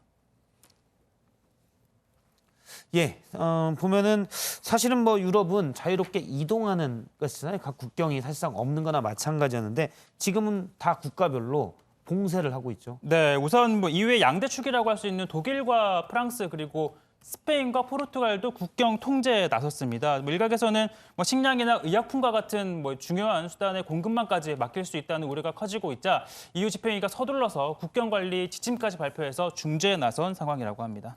프랑스도 볼까요? 프랑스는 아예 영업을 다 가게들이 정지해라. 이런 영업 정지령까지 내렸죠. 네, 현지 시간 15일에 전국 식당, 카페 영업 중지령을 내렸는데 지금 보시는 사진이 그 휴업령이 내려진 첫날입니다. 파리의 한 공원의 사진인데 여전히 저렇게 사람들이 쏟아져 나와서 산책을 하거나 대화를 나누는 그런 모습들이 그때 이제 오늘 자정부터 영업 정지다고 하니까 그 전에 오늘이 마지막이다고 하고 다 나와서 저렇게 저 사진은 영업 중지령이 나온 이후의 사진이고요. 그 전날 사진도 준비를 했습니다. 이 전날 다음 날부터는 술집이나 카페 이런 곳들이 문을 닫게 되니까 밤 사진이 있는데요. 그러니까 오늘이 마지막이다. 내일부터는 영업이 이루어지지 않는다라고 해서 영업 중지령 전날 밤에 저렇게 길거리에 나와서 친구들을 만나거나 술집, 클럽 등을 찾는 모습들이 있었습니다. 사실은 영업 정지는 보건당국 또 프랑스 행정부의 지침인데 사실 방역은 앞서 사진 다시 한번 보도록 하죠. 사실은 코로나19에 대한 조심해야 될 거는 각 프랑스 시민들이 다 해야 되는 부분 아닙니까? 근데 오늘 밤부터 영업정지니까 오늘부터는 마음껏 마시자 해서 아까 저녁에 다 모여있던 사진을 보면 과연 이게 적절한 대응인지 아직 잘 무서운 걸 모르는 건 아닌가라는 생각도 지금 이 사진 같은 거 보면 그런 생각도 듭니다. 아직은 유럽에서는 이렇게 코로나19에 대한 경계심이 우리나라만큼은 좀 없는 것 같아요. 좀 그런 것 같습니다. 걱정이 예. 많이 되는 상황인데요. 유럽에서는 특히 좀 이렇게 밤에 다 같이 모여서 좀 예. 한잔하면서 춤을 추는 문화라든지 카페, 프랑스 같은 경우에는 카페 문화 이런 것들이 좀 있다 보니까 사람들이 저렇게 모여 있는 곳을 이렇게 없애는 그런 조치를 좀 이렇게 정서상 받아들이지 못하는 그런 경우가 좀 있는 것 같고요. 예. 이탈리아 정부가 사실 맨 처음 취했던 조치가 그거였습니다. 그 북부 지역에 저녁 6시 이후에 식당, 술집 영업을 중지하도록 명령을 내렸었는데 아마도 이렇게 사람들이 많이 모이는 좀 문화를 갖고 있기 때문으로 보이고 프랑스 정부의 같은 경우에는 오늘 영업 금지령이 아니라 아예 사상 초유의 외출 금지령까지 내리겠다고 했습니다. 마크롱 대통령 이야기 한번 들어보시죠. J'ai décidé de renforcer encore les mesures pour réduire nos déplacements et nos contacts au strict nécessaire. Dès demain midi, et pour 15 jours au moins, nos déplacements seront très fortement réduits. Et une fois encore, j'en appelle à votre sens des responsabilités et de la solidarité. Dans ce contexte, après avoir consulté le président du Sénat, le président de l'Assemblée nationale, mais également mes prédécesseurs, j'ai décidé que le second tour des élections municipales serait reporté. 네, 프랑스는 현지 시간 오늘 정오부터 보름간 이동 금지령을 내렸고요. 생필품이나 의약품을 살 때 빼고는 나갈 수가 없고 또 재택근무가 안 되는 일부 직장을 빼고는 모두가 외출 금지입니다. 실내의 모든 모임도 금지하기로 했고 조금 전에 들어온 소식인데요. 이 프랑스 정부가 이 프랑스 내에 체류하는 외국인, 한국인을 포함한 모든 외국인의 체류증 유효 기간을 3개월 연장하기로 했다고 합니다. 예. 지금 뭐 휴교령도 내려지고 외출 금지령에 또 항공도 막혀 있다 보니까 비자 만료를 우려하시는 현지 교민들이 있었는데 3개월간 한국인을 포함한 모든 외국인의 체류 비자를 연장한다고 합니다. 예, 지금 사실 유럽은 보면 프랑스 사례만 봐도 사실상 거의 멈춤, 정부나 사회가 멈춰 있는 것 같습니다. 그런데 정부가 느끼는 위기는 프랑스 같은 경우는 상당한데 시민들은 그렇게 느끼진 못하는 것 같아요. 앞서 이제 사진과 비교를 해보면. 예. 네, 그렇습니다. 유럽에서는 피해가 심각한 이탈리아를 제외하고는 마스크를 쓴 사람을 찾아보기도 좀 어렵다고 합니다. 예. 병에 걸린 사람 또는 범죄자만 마스크를 쓴다는 생각이 있기 때문인데요. 프랑스 언론 매체 BFM의 11일 여론조사에 따르면 마스크를 쓴다는 프랑스인은 9%에 그쳤습니다.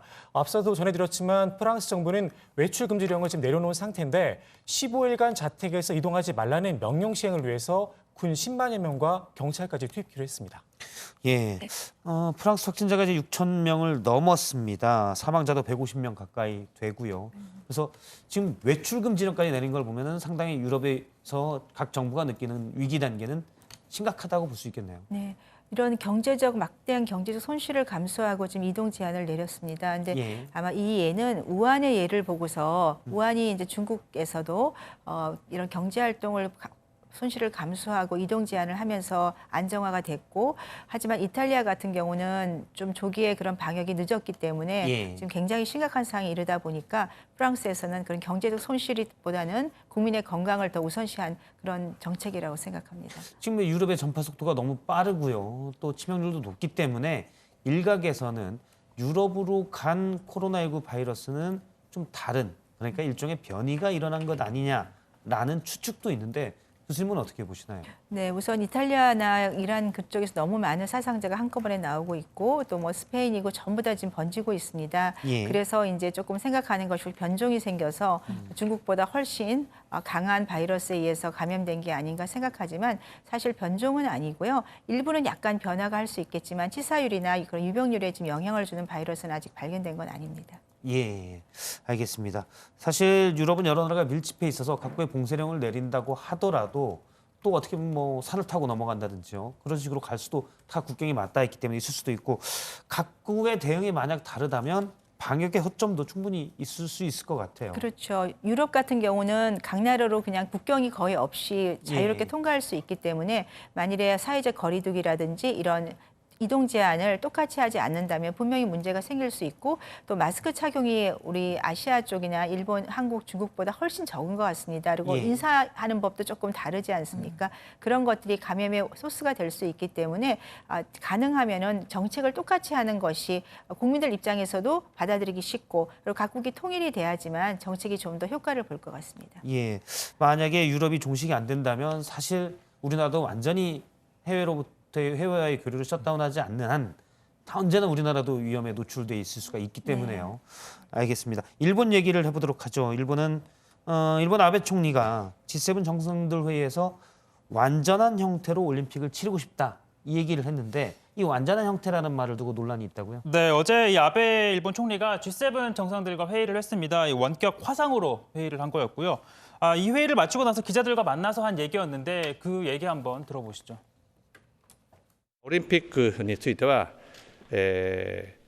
人類が新型コロナウイルスに、打ち勝つ証として東京オリンピック・パラリンピックを完全な形で実現するということについて G7 の支持を得たところでございます。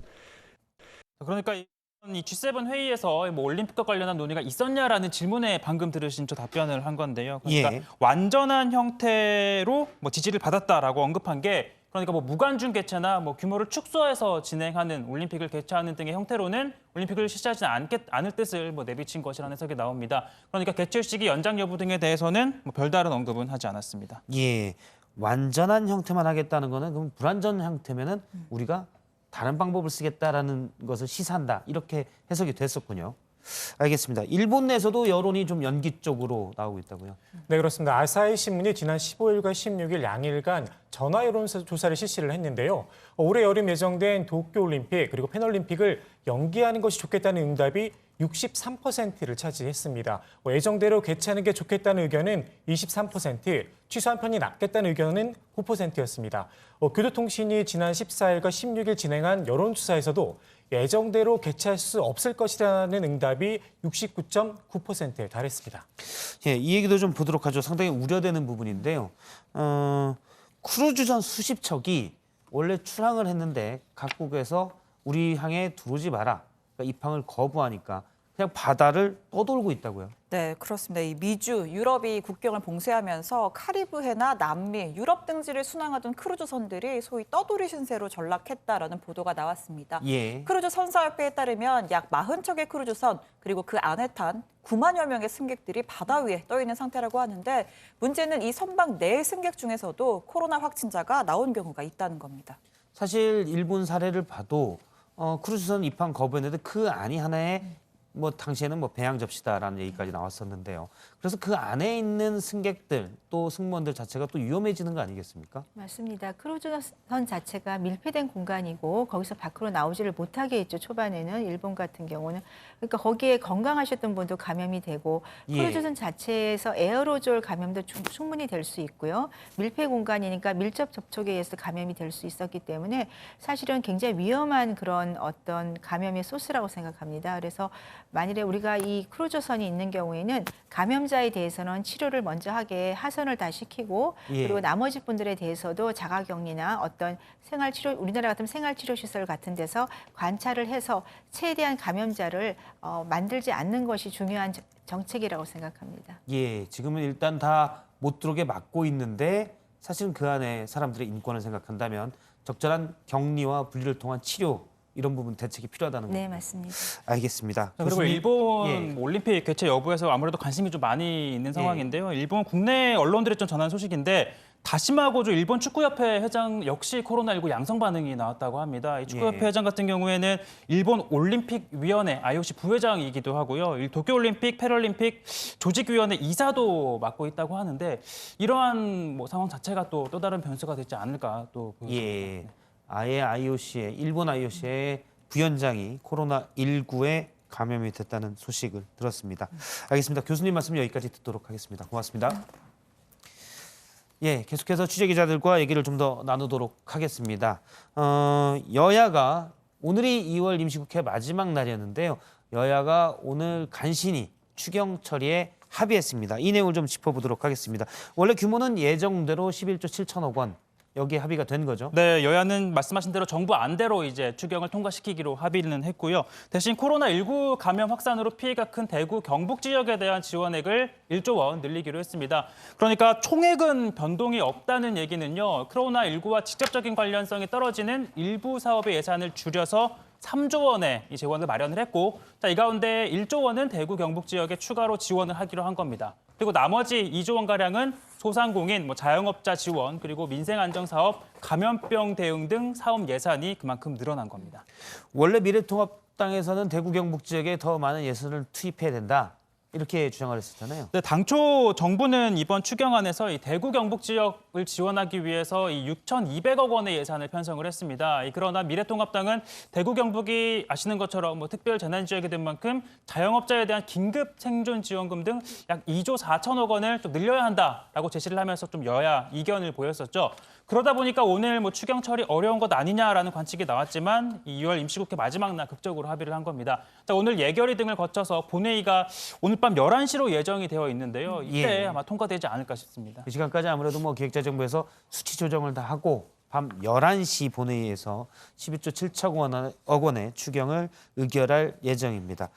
추경이 오늘 국회에서 통과되면 집행은 바로 한다는 건가요? 네, 그렇습니다. 문재인 대통령은 추경은 끝이 아니라 시작이라면서 추경을 포함한 32조 원 규모의 종합대책이 조기에 집행될 수 있도록 만전을 기해달라고 당부했습니다. 그러면서 정책엔 우선순위가 필요하다며 취약계층에 대한 지원이 시급하다고 강조했습니다. 어려운 때일수록 더욱 힘든 취약계층, 일자리를 잃거나 생계가 힘든 분들에 대한 지원을 우선하고 실직의 위험에 직면한 노동자들의 일자리를 보호해야 합니다. 또한 경제 위축으로 직접 타격을 받는 소상공인과 자영업자들이 쓰러지지 않도록 버팀목이 되는 역할에도 역점을 두어야 합니다. 예, 원래 여당에서는 이 11조 7천억 원 추경 가지고 부족하다. 훨씬 더 많이 해야 된다. 이 얘기도 했었고요. 일부 지방자치단체장 같은 경우는 재난 기본소득을 과감히 줘야 되고 특정 취약계층에서라도 좀 과감한 지원이 필요하다라는 얘기했었는데 2차 추경 가능성이 있습니까? 네, 그렇습니다. 문재인 대통령은 현 상황을 미증유의 비상경제시국이라고 규정을 하면서 비상경제회의를 가동하겠다는 뜻을 밝혔는데요. 첫 회의는 오는 19일 청와대에서 열릴 예정입니다. 문재인 대통령은 또 현장과 전문가들 사이에서 턱없이 부족하다, 파격적 수준에서 특단의 대책을 추가로 요구하고 있다면서 추가 대책을 예고했는데요. 어제 수도권 방역대책회의에서는 이번 추경 한 번으로 끝나지 않을 수도 있고 상황이 오래갈 경우 제2, 제3의 대책이 필요할 수도 있다. 이렇게 말하는 것으로도 전해집니다. 네, 2차 추경 가능성 특히 민주당 내에서 제기되고 있습니다. 당초 민주당은 11조 7천억 원의 규모가 정부 추경안에다가 6조 원대의 증액을 추진했지만 결국은 무산이 된 상황이죠. 그러다 보니까 1차 추경 집행 상황에 따라서 2차 추경의 필요 여부를 또 판단을 할 것으로 보입니다. 다만 오는 2월 임시국회가 끝나면 4.15 총선 전에 국회를 여는 건 현실적으로 어렵고 5월에나 20대 마지막 임시국회가 가능할 걸로 보이는데 소위 추경은 타이밍이 생명이라고들 하는데 총선과 남은 국회 일정 등이 변수가 될 것으로 보입니다. 다만 정부 측, 그러니까 홍남기 경제부총리는 지금은 2차 추경을 이야기할 때가 아니다. 추가 대책을 만들 때다. 이렇게 입장을 밝혔습니다. 예, 일반적으로 이제 과감한 재정 집행이 필요하다. 그러려면 추경이 필요하다. 근데 기획재정부 입장은 약간 다른 부분이군요.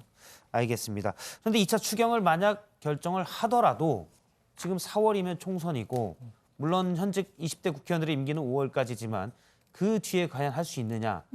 조희신 반장이 볼 때는 어떻습니까? 이게 가능할까요? 경제 상황을 좀 봐야 될 것 같은데요. 지금 미국이라든가 유럽에 지금 이제 막 코로나가 사태 퍼지기 시작했기 때문에 경제 상황이 더 안 좋아진다면 21대 국회가 열리기 전에라도 20대 국회에서 추가로 좀 논의를 해서 추경을 편성하는 것도 방법이라고 생각이 듭니다. 알겠습니다. 상황을 좀 더 지켜봐야 될 것 같고요. 계속해서 정치권 얘기를 좀 더 짚어보도록 하겠습니다. 미래통합당의 자매 정당이라고 하는 비례 전용 정당이죠. 미래한국당이 어제 비례대표 순위를 발표했습니다. 그런데 미래통합당 황교안 대표와 원래 가깝다고 알려진 미래한국당의 한선교 대표 간에 좀 갈등설이 나오고 있습니다. 이 부분 짚어보도록 하겠습니다. 고석승 반장, 이런 갈등설은 어디서부터 나오는 건가요? 일단 어제 이 비례대표 전용 정당이죠. 이 자매정당이라고도 하는데 미래한국당은 이 비례대표 순위 를 발표를 했습니다. 그런데 미래한국당 최고위에서 이 정족수 부족으로 의결을 하지 못했습니다. 명단을 본 순간 조은현 사무총장은 화를 내면서 아예 나가버렸다 이런 이야기도 나오고 있습니다. 그만큼 비례대표 순위가 마음에 들지 않았다는 의미로 볼 수도 있는데요. 미래한국당 최고위원회는 이 이종명, 조은현 의원 등 이른바 이 황교안 대표 측으로 불리는 의원들이 있는데 비례대표 순위를 받아들일 수 없다 이런 입장인 것으로 전해지고 있습니다. 미래통합당 내부에서는 한성교 미래한국당 대표가 자기 갈 길을 가는 것 아니냐 이런 시각도 일부 있는 것으로 전해지고 있습니다. 물론 미래한국당과 미래통합당, 미래한국당이 이제 비례대표 전용 정당인데요. 서로 독립된 정당이다라고 얘기하지만 내부적으로는 아마 상의를 했을 거다라고 했는데 한성교 대표가 실제 상의를 안 했다 이렇게 보이는 거군요. 네, 일단은 이 비례 1번을 받은 조수진 전 동아일보 논설위원의 경우가 좀 대표적이라고 할 수 있는데 영입 인재 사례도 아니고 또 당에서 그동안 거론돼 왔던 인물도 아니었습니다. 그런데 갑자기 이 비례 공천의 상징이라고도 할 수 있는 1번 자리를 차지한 거죠. 자, 비례 14번인 이 신동호 전 MBC 아나운서 국장도 앞번호에 배치될 이유가 안 보인다라는 지금 주장인 겁니다. 일부에서는 MBC 아나운서국에서 한솥밥을 먹은 한성규 대표와 친분 때문이 아니냐 이런 이야기도 일부 나온다고 합니다. 원래 미래통합당에서 영입 인재를 했을 때 인재 영입이라고 하면서 했을 때요. 윤봉길 의사의 장손녀죠. 윤주경 전 독립기념관장이 비례 1번으로 유력하다 이런 얘기가 들었는데 이 미래통합당에서 영입했던 인재들은 어떻게 된 건가요? 네, 황교안 대표가 직접 나서서 공을 들였던 영입 인사들 17번을 받은 정선미 변호사를 제외하고는 모두 20번 밖으로 밀려났습니다. 참고로 20번은 미래한국당이 예상한 당선 안정권입니다. 방금 말씀하신 윤 전 관장은 비례대표 21번에 배치가 됐습니다. 당선권 바뀝니다. 정 변호사와 윤 전 관장을 포함해서 비례대표 명단에 이름을 올린 영입 인재는 5명뿐입니다.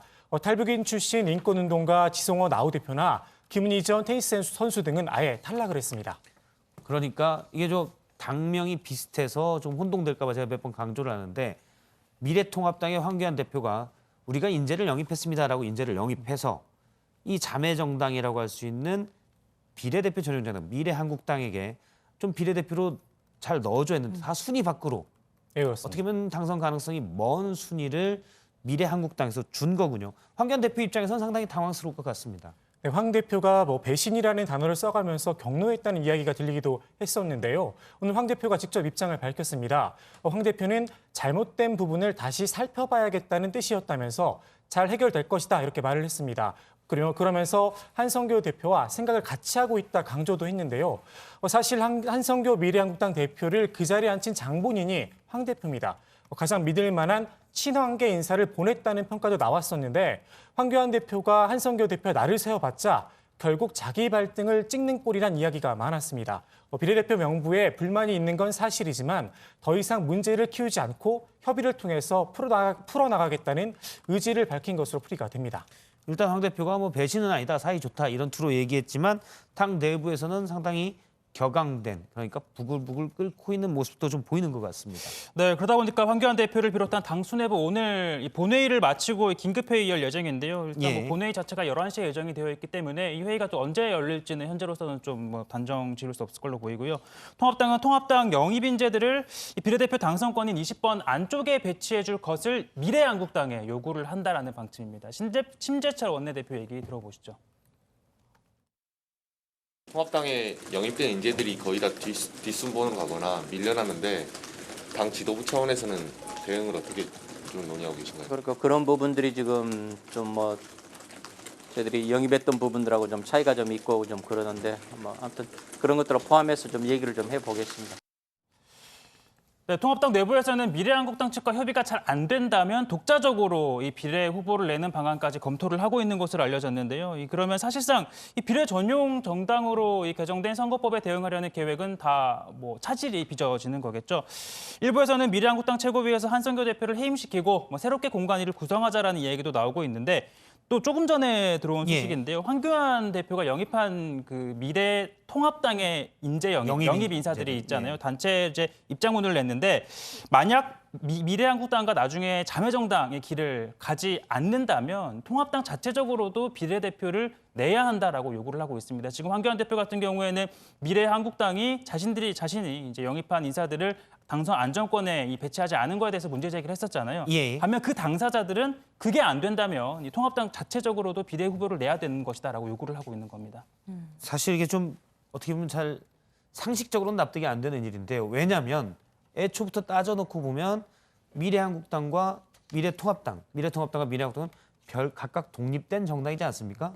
그래서 만약 한국당이 기존에 얘기했던 대로만 보면 미래한국당이 자체적으로 비례대표 순위 정하는데 왜 미래통합당에서 감나라 배나라할 이유도 없는 거지요. 근데 이렇게 부글부글 끓고 있는 거는 사실은 독립된 정당이 아니었다는 또 하나의 방증일 수도 있을 것 같습니다. 만약에 지금 최종혁 기자가 얘기한 대로 미래통합당이 별도의 비례대표를 낸다면 원래 비례 전용 정당 계획은 다 물거품이 되는 거겠네요. 그렇죠. 일단 뭐 비례 정당, 그러니까 통합당에서 비례대표 후보를 내게 되면 그 당에서 앞번호 순위를 또 바뀌게 되는 거잖아요. 예. 그러다 보니까 미래한국당에 이제 의원을 보내서 이제 순위 높은 순위의 미래 번호를 얻으려고 했던 계획 자체가 좀 틀어질 수도 있을 걸로 보입니다. 알겠습니다. 한선교 미래한국당 대표는 따로 입장을 밝힌 게 있습니까? 일단 뭐 객관적으로 비례대표를 심사했다. 자, 이번 논란 자체가 좀 과도하다라는 입장을 한 언론을 통해서 밝혔는데요. 젊음과 전문성을 공천 컨셉으로 잡고 명단을 짰다는 점을 강조를 했습니다. 자, 비례대표 1번 후보로 꼽혔던 윤주경 전 독립기념관장이 이 상위 명단에 들어가지 못한 점도 젊음과 전문성이란 컨셉에 맞지 않겠다라는 설명이겠죠. 한 대표는 세상에 완전한 공천은 없다. 나쁜 공천이라는 생각은 하지 않는다고 밝혔고요.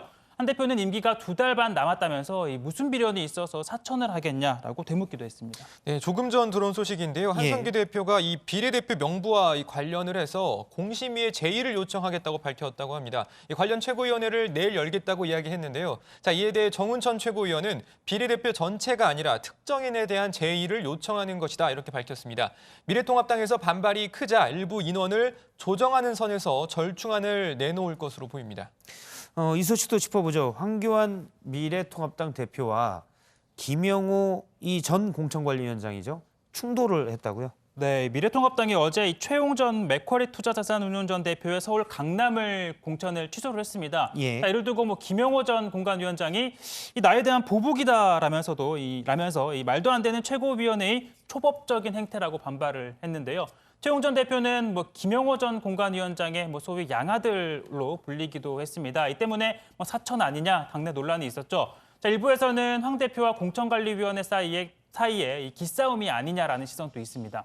자, 앞서 김영호 전 공관위원장은 당 지도부와 공천 갈등을 벌이다 결국 중도 하차를 했죠. 자, 이번 공천 취소 결정 역시 공관위와 사전 논의 없이 진행이 됐다고 합니다. 예, 이제는 이제 총선을 앞두고 공천 문제를 두고 당내에서 네 분들이 나오고 있는데요. 민주당 소식도 짚어보도록 하겠습니다.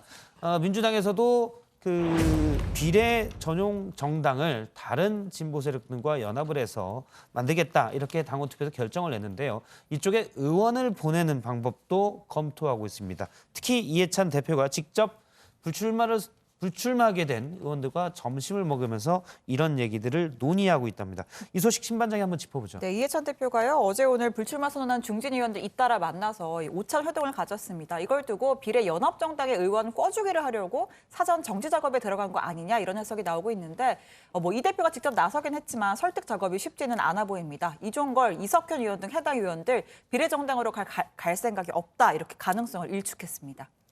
예, 미래한국당이 현역 의원이 5명이니까 만약에 기호에서 앞번호를 하려면 최소한 6명 정도가 가야 되는군요.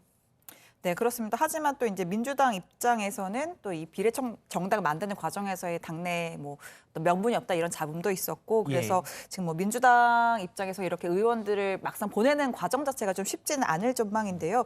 관련해서 미래통합당이 또 이 부분을 공격했습니다. 심재철 원내대표는 우리 보고는 꼼수라고 비난을 해놓고 민주당도 꿔주기를 하는 것이냐 이렇게 주장했습니다. 비례연합정당에 있어서 원래 민주당 생각은 정의당도 같이 하자 이런 분위기였는데 심삼정 대표가 다시 한번 입장을 밝혔죠. 네, 심상정 대표가 비례연합정당에 합류하지 않겠다는 뜻을 명확히 밝혔습니다. 반칙과 꼼수는 거절하겠다라고 하면서 위성정당, 꼼수정당을 국민들이 심판해달라고 말했습니다. 그러니까 이 처음 밝혔던 원칙과 신념을 지키겠다 이런 주장인 겁니다. 예, 일단 녹색당과 미래당, 원외 정당들은 매몰된 결정이 훗날 어떤 대가를 치르는지 우리는 알고 있습니다. 네, 반면 이 다른 원내 진보 정당인 민중당 같은 경우에는요, 이 비례 연합 정당에 참여하기로 했습니다. 원내 3당인 민생당은 오늘 오후에 의원총회를 열고 참여 여부를 결정한다고 합니다.